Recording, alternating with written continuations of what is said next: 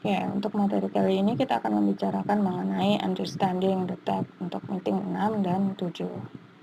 Oke, ada dua poin besar mengenai apa itu understanding the text. Understanding the text itu artinya adalah memahami teks. Jika adik-adik ingin memahami teks di dalam sebuah bahasa, yang pertama yang harus adik-adik punya adalah vocabulary-nya. That's why you need to know the vocabulary. Adalah kosakatanya harus diperbanyak. Jika adik-adik itu tidak punya banyak kosakata di dalam bahasa tersebut, maka akan sama saja dengan tidak mempelajari bahasa tersebut sama sekali. Oke, yang kedua adalah recognize its grammar. Nah, di bagian sini saya akan bisa membantu adik-adik untuk mempelajari grammar yang dipakai oleh teks itu apa. Sementara di bagian vocabulary, adik-adik harus bisa menghafal sendiri vocabulary tersebut. Oke, mari kita masuk ke dalam recognize its grammar.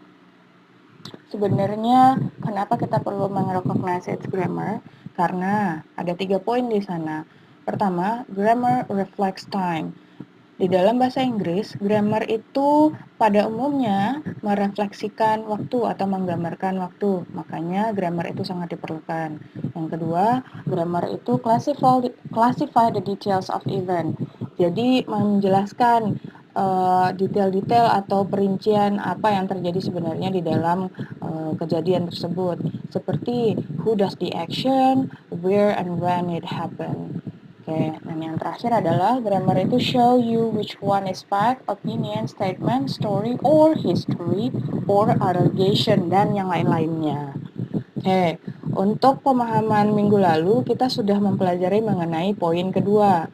Grammar classify the details of event adalah who does the action, who does the actionnya ya, where and when it happen-nya itu belum. Sementara untuk who does the action kita sudah mempelajarinya, yaitu membicarakan mengenai subjek di minggu lalu. Nah, untuk sekarang kita akan masuk kepada where and when it happen, yaitu berkaitan dengan grammar reflects time.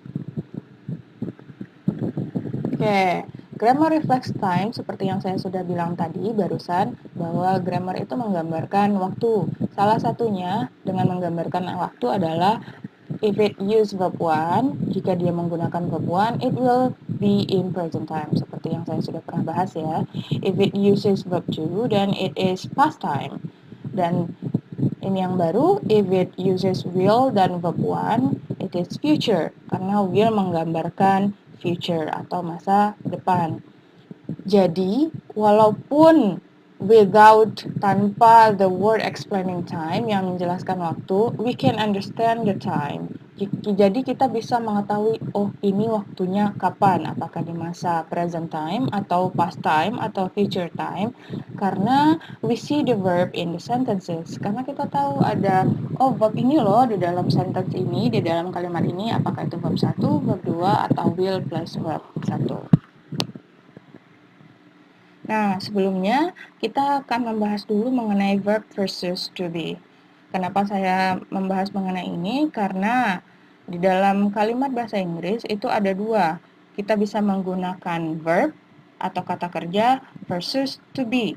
Nah, ini dua-duanya pada umumnya itu dipakai dalam kalimat yang berbeda.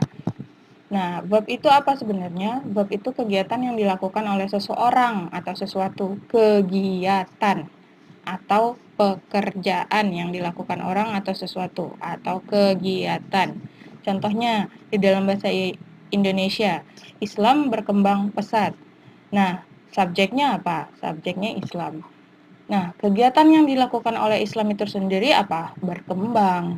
Nah, makanya berkembang ini dinamakan verb atau kata kerja di dalam bahasa Indonesia. Jadi subjeknya Islam, verb itu berkembang, dan kata keterangannya adalah pesat. Kalau dijadikan di dalam bahasa Inggris, jadinya Islam itu sebagai subjeknya, kata kerjanya, verbnya itu develop fast.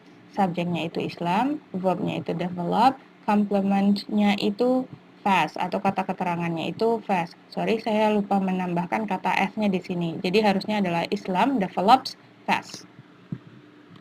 Nah, yang kedua itu ada namanya to be atau pengganti verb. Di Indonesia, kita itu tidak perlu selalu mengatakan kegiatan kita. Contohnya, saya di rumah, tidak ada kegiatan di sini, di dalam kalimat ini. Yang ada hanya siapa dan tempatnya. Saya sebagai siapanya dan di rumah sebagai tempatnya. Nah, jika di dalam bahasa Inggris, kita harus punya to be atau kegiatan atau verb. Jika tidak ada, maka diganti dengan to be. Kegiatan dan verb ini harus ada dalam sebuah kalimat. Jika tidak ada, harus ada to be. Contohnya, jika dirubah ke dalam bahasa Inggris, I at home. Nah, tidak ada kegiatan ya. Oleh karena itu, kita menambahkan am. I am at home. Contohnya menjadi subject, to be, dan complement. Lanjut, kita akan membahas mengenai bagaimana caranya mengetahui sesuatu itu terjadi dalam present time. Saya akan membagi dua, yaitu present time 1 dan present time 2. Present time itu uses to be one. Jadi, present time itu dia menggunakan to be one. Saya akan memberikan contohnya dulu. Contohnya, Easter time is crime time in Norway.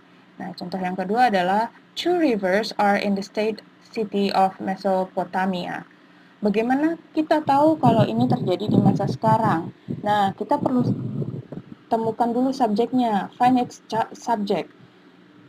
Kalau untuk kalimat pertama, subjeknya adalah Easter time atau waktu Paskah atau keadaan Paskah, misalkan, atau perayaan Paskah.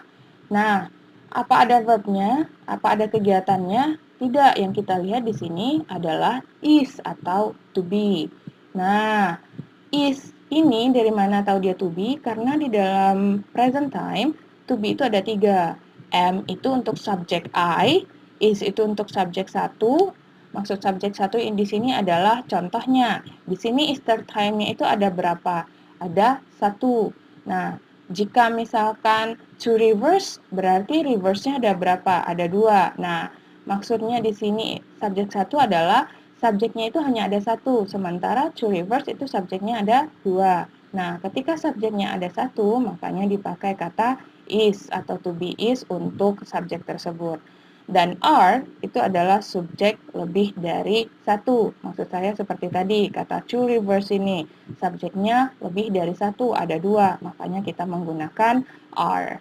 So, dalam memahami kalimat ini berarti terjadi di masa sekarang.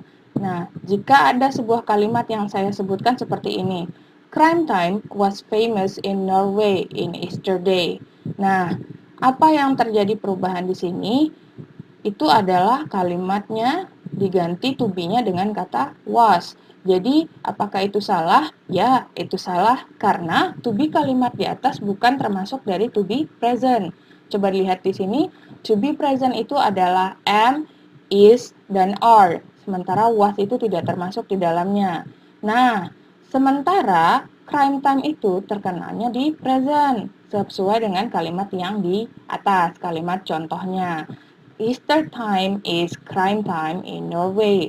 Sementara jika saya menyebutkan kalimatnya crime time was famous in Norway in Easter time, berarti itu terjadinya bukanlah di masa sekarang karena to be-nya tidak menggunakan masa sekarang. Oke, lanjut. Present time 2. Nah, present time 2 ini dimana saya akan menjelaskan adalah present time itu uses verb 1.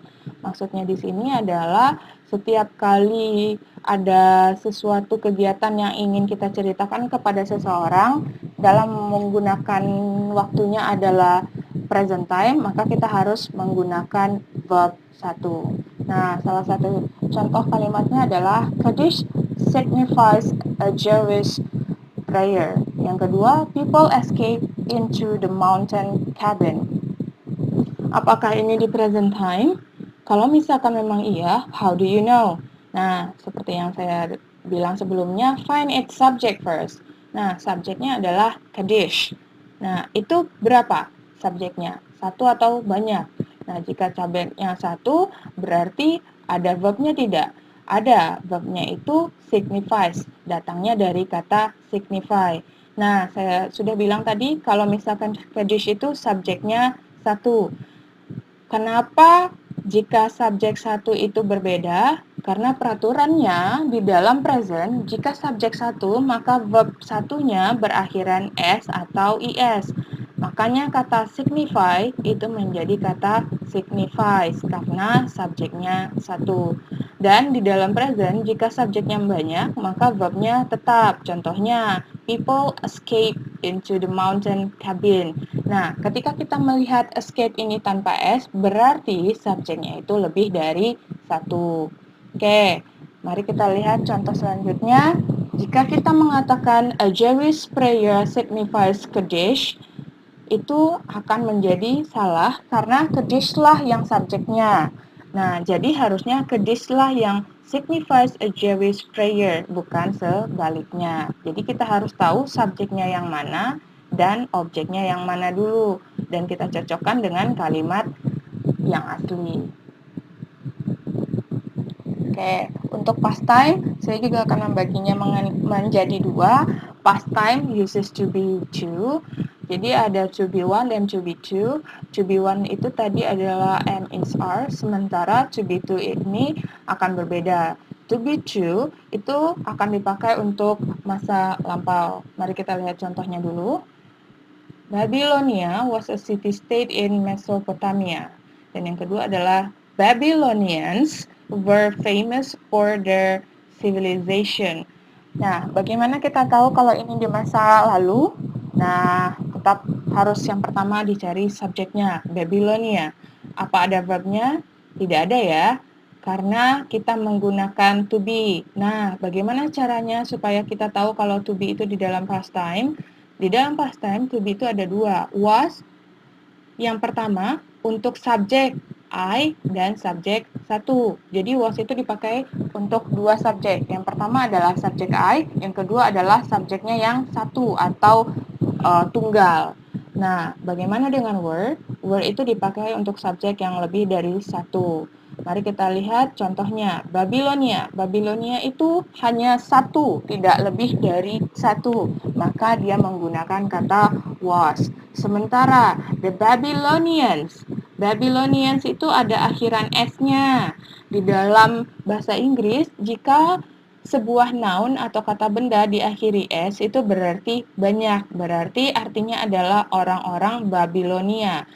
Kalau misalkan hanya Babylonian, itu berarti hanya orang Babilonia saja. Sementara Babylonians itu ada banyak. Makanya dia menggunakan kata were di sini. Oke. Jika saya berikan contoh kalimat, if I say one of the city-state in Mesopotamia is Babylonia, kira-kira yang salah adalah apa? Oke, mari kita lihat penjelasannya. Babylonia itu city-state in the past, karena kita menggunakan kata was. Balik lagi ke kalimat yang atas, Babylonia was. Berarti jika was itu adalah Babylonia itu di masa lampau. Nah, sementara pada kalimat ini saya menggunakan kata is. Berarti Babylonia itu di masa sekarang. Berarti itu saja sudah salah yang menyatakan bahwa kalimat Babylonia itu hanya ada di masa. Oke, kita masuk ke past time to. Past time to itu uses verb to. Oke, di mana past time itu bisa menggunakan verb dua. Contohnya, Ares represented the unpleasant side of battle. Yang kedua, Apollo and Artemis had irregular verb and aptitude for archery.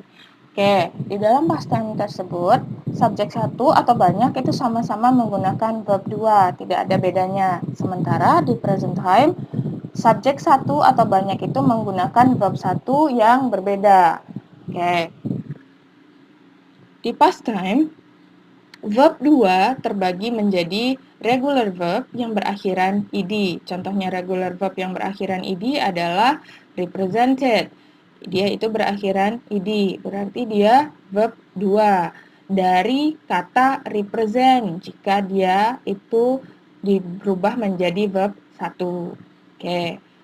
Kalau untuk regular verb 2 sangat gampang untuk mengenalinya karena verbnya hanya diakhiri oleh kata ed. Nah, Verb yang selanjutnya itu adalah irregular verb atau bentuk verb 1 dan verb 2-nya berbeda. Nah, kata had ini di dalam kalimat Apollo and Artemis. Nah, itu adalah termasuk irregular verb. Irregular verb-nya dalam verb 2-nya itu berbentuk had, sementara dari kata verb 1-nya itu berbentuk have, bentuknya berbeda. Oke, lanjut. If I say only Apollo had an aptitude for archery, apakah itu salah? Mari kita lihat. Di dalam kalimat yang di atas, Apollo itu had an aptitude for archery.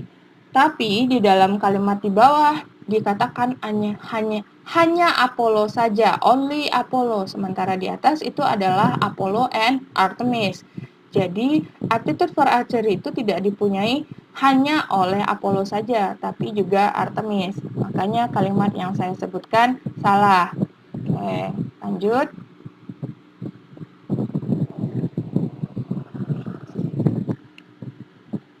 Kita masuk ke dalam future. Future itu uses will and verb one. Jika hanya will saja, maka akan menjadi salah. Jadi, future itu menggunakan will dan verb one. Jika sentences menggunakan will dan verb one, maka it must be in the future. Nggak bisa lagi dalam bentuk kata atau kalimat keterangan lain. Apakah dia dalam present atau past time, itu tidak mungkin karena dia menggunakan kata will yang artinya akan. Mari kita lihat contohnya. In Europe, Muslims will make up 10% of the overall population. Nah, di dalam sini kita menggunakan kata will yang diikuti oleh verb 1. Will ini harus selalu diikuti oleh verb 1, tidak boleh tidak. Verb satunya tidak memakai s. Oke, lanjut. Jika saya mengatakan if I say Muslim population or 10% of overall population in the world, apakah itu salah? Ya, coba mari kita lihat. Kalimat asli dinyatakan di future. Kita tahunya dari mana? Tadi seperti yang saya bilang, kalau misalkan kalimat asli itu menggunakan kata will dan verb 1, berarti itu pasti dalam future. Nah, itu maksudnya kejadian tersebut belum terjadi. Sementara kalimat yang saya sebutkan di sini, Muslim people atau Muslim population itu adalah to be untuk masa sekarang atau present time. Berarti itu kejadiannya sedang terjadi. Sementara di atas kejadiannya belum terjadi. Oleh karena itu kalimat saya salah. Karena kalimat di atas harusnya adalah kejadian di masa depan. Oke, yang kedua kesalahannya terjadi adalah keterangan tepatnya atau adverb of place-nya.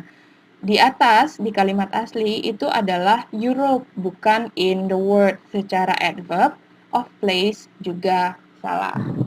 Oke,